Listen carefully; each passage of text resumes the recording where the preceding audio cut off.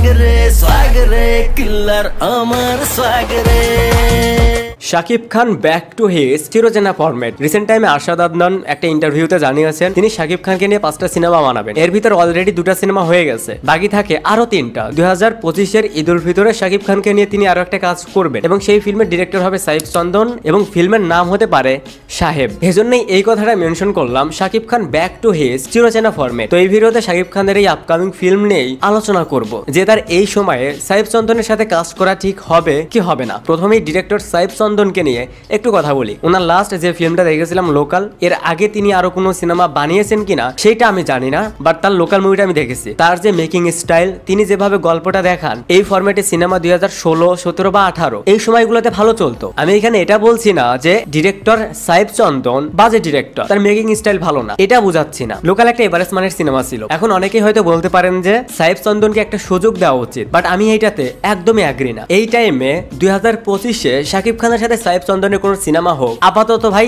আমি চাই না। এটার কিছু রিজন রয়েছে। সাইফ চন্দন তার যে ব্যাকগ্রাউন্ড, তিনি যেভাবে সিনেমা বানান, সেই ফরম্যাটের সিনেমা প্রথমত শাকিব খানের সাথে এখন যাবে না। এখন হয়তো অনেকেই বলতে পারেন যে ভালো কিছু তো হতে পারে, তাকে একটা সুযোগ দেওয়া উচিত। আমার প্রশ্ন, শাকিব খান কেন এখন অন্যকে সুযোগ দিবে? শাকিব খান অন্যকে সুযোগ দিতে দিতে এত বেশি বস্তা বসা কাজ করেছে, সুযোগ দিতে গিয়ে আই থিঙ্ক তার এখন বোঝা উচিত যে আর কাউকে সুযোগ নয়, যে ভালো কিছু ডেলিভার করতে পারবে, যার কাছে একটা প্রপার স্ক্রিপ্ট রয়েছে, যার মেকিং ভালো, শুধু তার সিনেমাটাই করা উচিত। শাকিব খান অনেক সুযোগ দিয়েছে, অনেক নতুন ডিরেক্টরদের সাথে কাজ করেছে। শাকিব খানের লাস্ট আর একটা ফিল্ম ছিল লিডার আমি বাংলাদেশ, যেখানে তবু খানকে তিনি সুযোগ দিয়েছে, বাট কি বানিয়েছে? লিডার আমি বাংলাদেশ এই ফিল্মের যে মেকিং, যে স্টোরি, এটা কোনো স্টারের ফিল্ম না। সো তাদেরকে চান্স দিতে হবে, তাদেরকে ওয়ে করে দিতে হবে, তা না হলে তারা ভালো কাজ কিভাবে দিবে? এর চেয়েও সবচেয়ে বড় ফ্যাক্ট যেটা 2025-এ হবে, শাকিব খানের কাছ থেকে এখন কোনো অডিয়েন্সই কোনো নর্মাল কাজ নিতে পারবে না। হ্যাঁ, শাকিবিয়ানদের যা দিবে, যা দেখাবে সেটা তারা একসেপ্ট করবে, বাট এখন যে শাকিব খানের একটা নিউ অডিয়েন্স ক্রিয়েট হয়েছে, তারা কিন্তু এটা কখনোই একসেপ্ট করবে না। প্রিয়তম একটা এভারেজ সিনেমা ছিল, তার থেকে বেটার ছিল রাজকুমার, এর চেয়েও ফার বেটার হবে দরদ, তার চেয়েও বেটার হবে তুফান। বিশেষ করে শাকিব খানের দরদ এবং তুফান এই 2টা ফিল্ম রিলিজের পর তার কাছ থেকে অডিয়েন্সের এক্সপেকটেশন অনেক হাই হয়ে যাবে। এই অডিয়েন্স তখন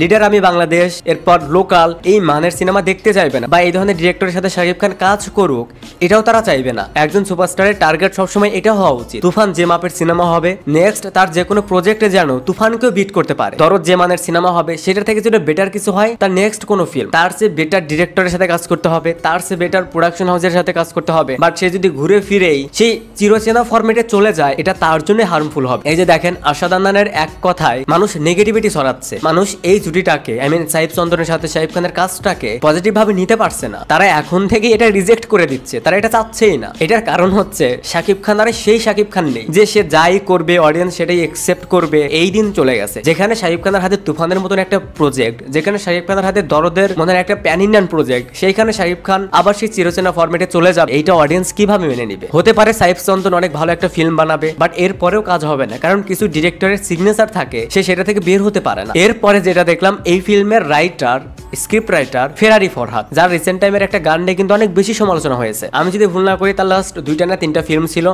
নোলকের স্ক্রিপ্ট রাইটার সে ছিলেন, লোকাল সিনেমার স্ক্রিপ্ট রাইটার সে। লোকাল সিনেমায় স্টোরি বলতে কিছু ছিল না, নোলকে কিছুটা ছিল। সো এরকম একজন স্ক্রিপ্ট রাইটার, এরকম একজন ডিরেক্টর যাদের ব্যাকগ্রাউন্ড এখন সেরকম ভালো নয়, এখানে একটা সত্য কথা বলি, শাকিব খান এই কাজটা করতে পারে। কারণ সাইফ চন্দন অনেক বছর ধরে শাকিব খানের পিছে ঘুরছে তার একটা শিডিউলের জন্য। দ্বিতীয়ত, এতদিন সেরকম প্রোডাকশন হাউস ছিল না। আরশাদ আদনান এখানে প্রডিউস করবে, এখানে ফ্রেন্ডশিপের একটা জায়গা রয়েছে। সো এই রিজনগুলোর কারণে হয়তো তিনি এই প্রজেক্টটা করবে, বাট এটাই তার আর একটা ভুল হতে পারে। শেষে এটাই বলতে চাই, এটা এখনো অফিসিয়াল ভাবে অ্যানাউন্স করা হয়নি, বাট আমি চাই এই কাজটা যেন না হয়। শাকিব খান এখন যে ফরম্যাটে আছে, এটা থেকে যেন সে আর না বের হয়। তিনি এখন ভালো ভালো কাজ করুক, তুফানের চেয়ে বেটার কিছু হোক, দরদের চেয়ে বেটার কিছু হোক, এইগুলো আমাদের এখন এক্সপেকটেশন। আর যেহেতু আরশাদ আদনান চাচ্ছে নতুনদেরকে সুযোগ দিতে, তাদের পিছিয়ে ইনভেস্ট করতে, তাহলে এর চেয়ে অনেক ভালো ভালো ডিরেক্টর রয়েছে, তাদেরকে অ্যাপ্রোচ করা উচিত। লাইক আশফাক নিপুন, সৈয়দ আহমেদ শাওকি, এছাড়াও ওটিটি প্ল্যাটফর্মে আরো কিছু বেটার ডিরেক্টর রয়েছে, তাদের পিছিয়ে ইনভেস্ট করা উচিত। কারণ তাদের মেকিং স্টাইল, তাদের গল্প বলার স্টাইল, এইগুলো বেশ ভালো। সো নতুনদেরকে সুযোগ দিতে চাইলে ওনাদেরকে দেওয়া উচিত, ওনাদের কাছ থেকে ভালো কিছু এক্সপেক্ট করা যায়। আর শাকিব খানকে তারা প্রপারলি ভাবে ইউটিলাইজ করতে পারবে। সাইফ চন্দন যখনই শাকিব খানকে নিয়ে সিনেমা বানাবে, সেই চিরচেনা এন্ট্রি থাকবে,